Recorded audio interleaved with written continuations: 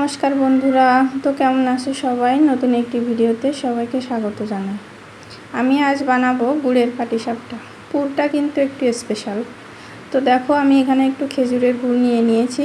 এবার গুড়টা আমি একটু জাতি দিয়ে কেটে নিব। এটাকে তোমরা কি বলো আমি জানি না, তবে আমাদের এলাকায় জাতি বলে, আমি সেটাই বললাম।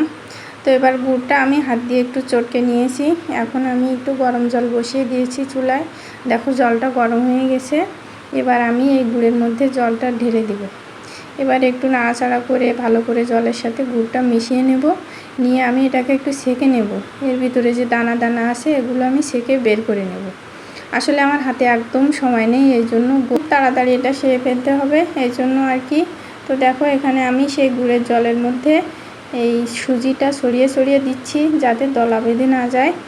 আমি এখানে এই যে এক বাটির মতো সুজি নিয়েছিলাম, একটু লবণও দিয়ে দিলাম। তারপরে এই যে আটা দেখছো তোমরা, এই সবটুকু আটায় আমি দিয়ে দেব। এবার এটাকে ভালো করে মিশিয়ে নিয়ে খুব সুন্দর একটা গোলা গুলে নেব, এর মধ্যে যেন কোনো দানা না থাকে। আর আমি এটাকে 10 মিনিটের মতো রেস্টে রেখে দেব। এই যে দেখো, এর ঘনত্বটা তোমরা দেখতে পাচ্ছ। এটা কিন্তু 10 মিনিট পরে আরও একটু ঘন হয়ে যাবে। আমার এই যে গোলাটা রেডি হয়ে গেছে। এখন আমি পুরের ওখানে চলে যাব। আমি এর মধ্যে যে পুরটা দেব সেটা একটু স্পেশাল।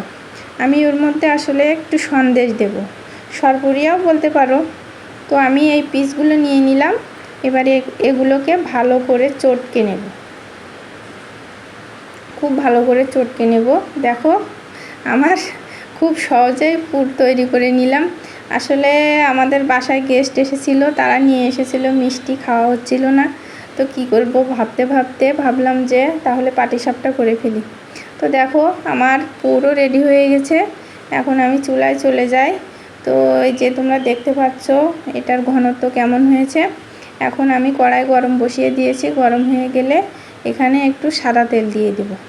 সাদা তেলটা আমি চারিদিক ছড়িয়ে সারা কড়াইয়ের গায়ে দিয়ে দিলাম। এবার দেখো, এখান থেকে কিছুটা ব্যাটার দিয়ে দিলাম এর মধ্যে।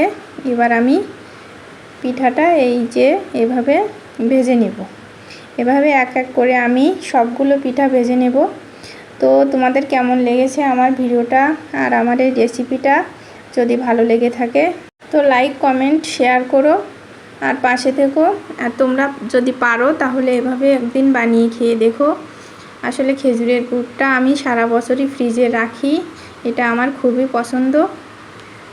রেডি হয়ে গেল আমার সবগুলো পিঠা। এখন যেভাবে খেজুরের গুড়ের গন্ধ ছুটছে কি বলবো, মনে হচ্ছে এখনই সবগুলো খেয়ে ফেলি। তো যাই হোক, আমার পিঠা সবগুলো রেডি হয়ে গেছে। দেখো, দেখতে পাচ্ছ কত সুন্দর হয়েছিল, খেতেও কিন্তু দারুণ হয়েছিল। তো সবাই ভালো থেকো, শুভকামনা সবার জন্য। ধন্যবাদ সবাইকে।